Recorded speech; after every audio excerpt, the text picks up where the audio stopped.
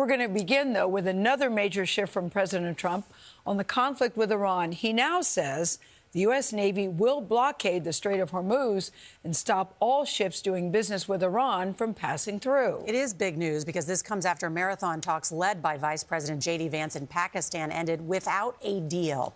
Oil prices are above $100 a barrel again. And the president says gas prices could stay high at least until November. Weijia Jiang is at the White House. Weijia, good morning. Nora, good morning to you. Good morning to everybody. President Trump called Iran's stranglehold on the Strait of Hormuz, quote, extortion, and said the U.S. Navy would immediately enforce a blockade of ships going in and out of Iranian ports starting at 10 a.m. Eastern this morning, which is likely to keep those gas prices high.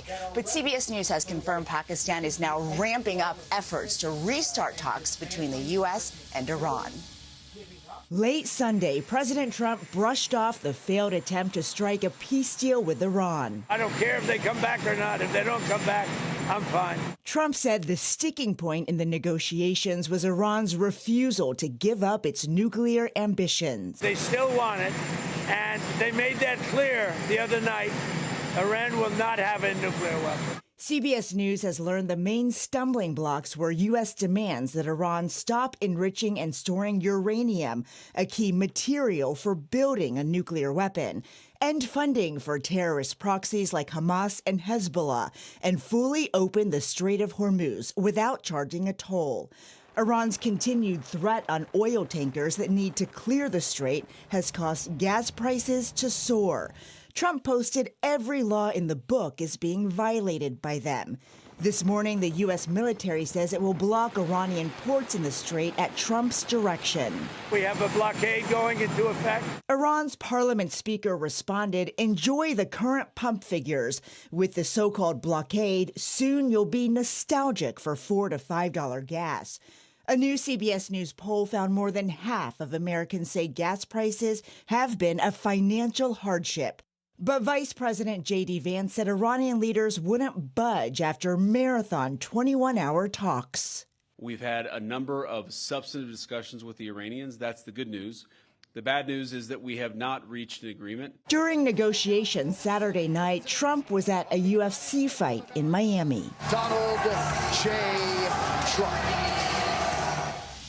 Vice President Vance says he left Pakistan having offered Iran a, quote, best and final offer, a deal that remains on the table. Now it's up to the Iranians to accept it. Meanwhile, President Trump says the ceasefire set to expire in 9 days is holding well. Gayle. All right, Weijia, thank you very much. For more on where things stand, let's bring in Samantha Vinograd. She's a CBS News national security contributor and former assistant secretary for counterterrorism at the DHS. Sam, always good to see you.